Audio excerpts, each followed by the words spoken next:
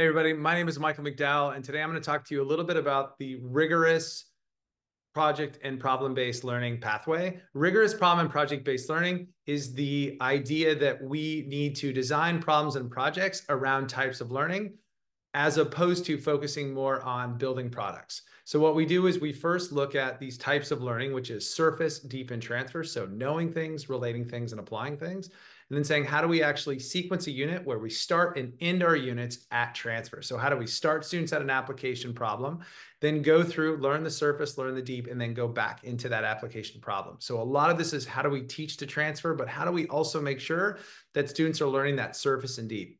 And we do this through first developing what we call foundations. That's how do we actually design learning intentions, success criteria, our rubrics, our work around transfer, surface, deep, and transfer. And then we take a deep dive into 15 key habits that are essential for students and for staff to actually be able to engage in effective problem solving. All of this is around habit science. So any teacher can engage in this particular work, even if they're not ready to do a full-on project.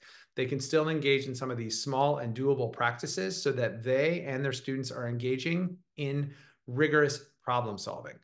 This to me is essential. So it's not about how many projects we do in a year. It's that we're all engaging in problem solving and that every teacher has access and every student has access. So if you'd like to learn a little bit more around how do we actually start the rigorous problem and project-based learning work and teaching for transfer, give us a ring, send us an email. We'd love to talk to you around how you and your team can engage in rigorous problem and project-based learning and enable your students to not only do well on tests, but also to be able to engage in rich problems within their community and around the world. Thanks, everybody.